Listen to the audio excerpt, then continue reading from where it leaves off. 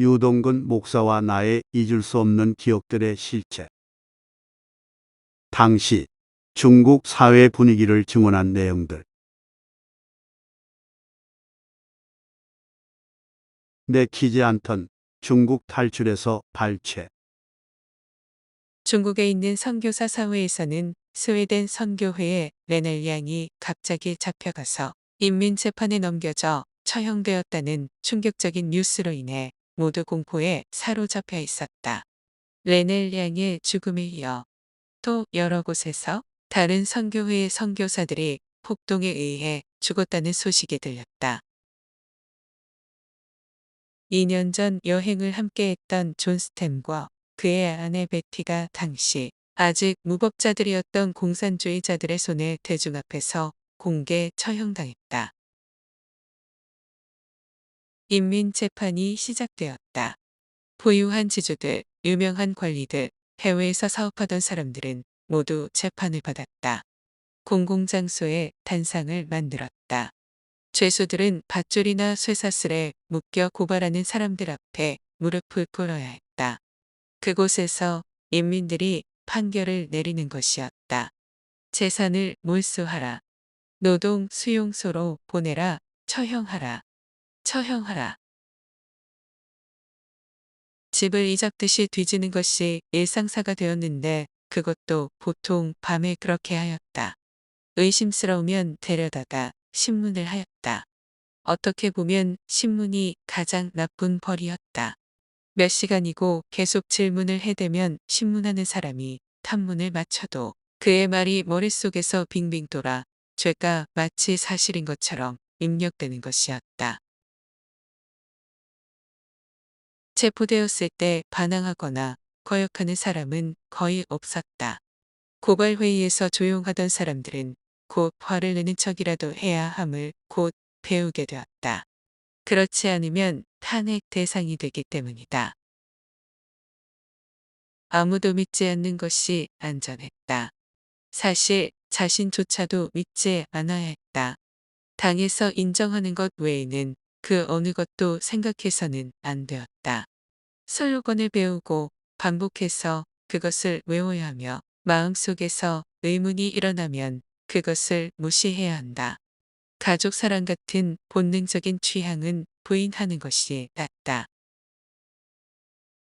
체포, 구금, 인민재판, 고발회의, 재산의 몰수, 정치사범들의 실은 트럭 등은 사회의 모든 공동체에 공포의 분위기를 조성하고 있었다. 그러자 잭이 사형 집행장에 끌려나가 처형 장면을 목격하였다. 그들이 잘 알고 있는 젊은 여인이었다. 짧은 총소리가 들리더니 몸부림치며 괴로워하는 그녀의 모습이 보였다. 그리고 그는 현장에서 끌려나왔다. 총에 맞은 그녀는 아직 살아있었지만 그들은 그녀가 죽을 때까지 그곳에 버려두었다. 그들은 언제까지나 호전적인 무신론의 적대적인 분위기를 감내할 준비가 되어 있어야 했다. 반항하면 노동 수용소나 감옥에 가는 것이고 그들의 말을 따르면 주님과 주님의 종들을 배반하는 것이었다. 이미 그들이 시달림을 당하며 고난을 견뎌내고 있다는 이야기들이 서서히 스며 나오기 시작했다. 밤낮으로 찌르는 신문과 이전 동료를 모욕하도록 공포를 주는 이야기들이었다. 그때는 날마다 처형될 사람의 명단이 벽에 붙었다. 하루에 1000명씩 감옥에 잡혀가고 있다고 사람들은 숨을 죽이면서 말하고 있었다. 양쯔강 언덕에는 어두워질 때까지 언제나 사람들의 시체가 있었다. 그러면 친척들이 몰래 가지고 가서 매장하는 것이었다. 그리고 대학에 다니던 수많은 젊은이들이 믿음 때문에 처형당하거나 강제노동 수용소로 보내졌다. 릴리 슈는 이런 상황에서 교회 동료들을 공개 참소한 대가로 의대를 졸업했다. 가뭄에도 푸른 잎 등에서 발췌. 2월이 되자 다른 곳에서 우리 선교사 중 한 명에 대한 거짓 고발 소식이 흘러나왔다. 중국인들에게 특히 사랑받는 선교사가 한 명 있을 때마다 공산주의자들은 그에 대한 가장 비열한 비난을 날조했다. 아선은 무엇보다도 피고인 선교사가 여종에 대한 부도덕한 처우로 기소되었다는 사실을 알게 되었다. 물론 공산주의자들은 대의를 위해 거짓말을 하는 것이 미덕이라고 솔직하게 말한다. 그래서 선교사를 고발할 때 거짓 증인을 찾기란 어렵지 않다. 그들의 이야기가 맞물리면 매우 그럴듯하게 들리는 틀이 만들어진다. 메리크롤은 성적인 난잡함과 부도덕한 행동이 포함된 혐의로 기소되었다. 항저우에서의 구레네네 범죄. 여성에 대한 구레네네 모욕은 어디에서든 동일하다. 그가 1950년 5월 항저우에서 열린 부흥회에 참석했을 때 남편을 잃고 서너 명의 자녀를 둔 광지병원 간호사가 먼저 그에게 속았다. 그는 떠밀려 항저우를 떠나야 했다. 그와 항상 친하게 지냈던 목사가 있었는데 구 씨는 이 목사의 누나도 모욕하려 했다. 그런 설교자가 어떻게 하나님의 능력을 가질 수 있는가? 이에 대해 말하자면 나는 자신을 반성해야 한다. 내가 처음 공산군에 의해 해방되었을 때 공부를 많이 하지 못한 상태이고 정치적 이해도도 높지 않아서 인민에 대한 책임감도 부족했고 애국심도 없었다.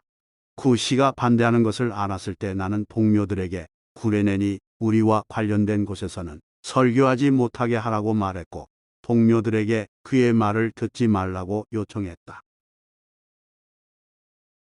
그러나 우리는 구 씨의 활동에 대해 더 이상의 필요한 경고와 조사와 폭로는 하지 못했다. 따라서 그는 반혁명 선전을 하고 신자들을 더욱 담대하게 속였다. 또한 난 항저우의 우리 동지들 중 일부를 비판한다. 구레넨의 삶은 타락했고 그는 설교할 자격이 없다.